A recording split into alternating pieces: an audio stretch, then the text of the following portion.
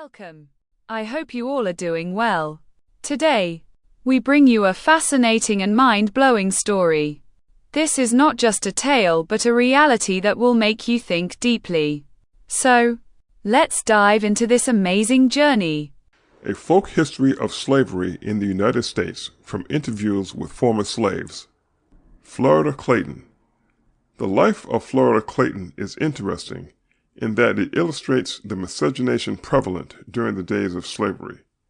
Interesting also is the fact that Florida was not a slave, even though she was a product of those turbulent days.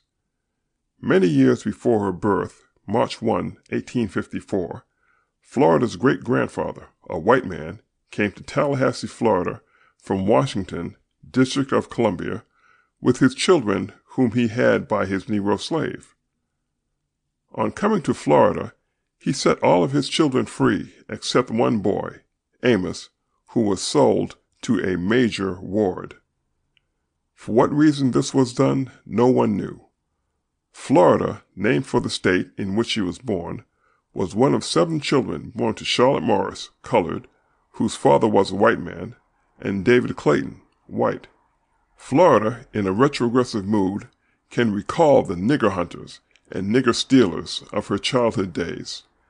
Mr. Nimrod and Mr. Sheehy, both white, specialized in catching runaway slaves with their trained bloodhounds. Her parents always warned her and her brothers and sisters to go in someone's yard whenever they saw these men with their dogs, lest the ferocious animals tear them to pieces.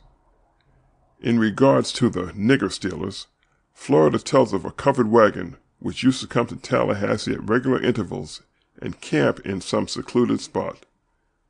The children, attracted by the old wagon, would be eager to go near it, but they were always told, dry head and bloody bones, a ghost who did not like children, was in that wagon.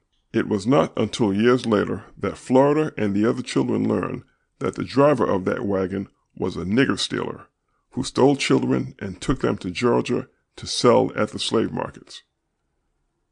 When she was 11 years old, Florida saw the surrender of Tallahassee to the Yankees. 3 years later, she came to Jacksonville to live with her sister. She married but is now divorced after 12 years of marriage. 3 years ago, she entered the old folks' home at 1627 Franklin Street to live. This was today's story. I hope you liked it. If this story touched your heart, be sure to share it with others. We look forward to your valuable feedback. Until then, take care and keep us in your prayers. Goodbye.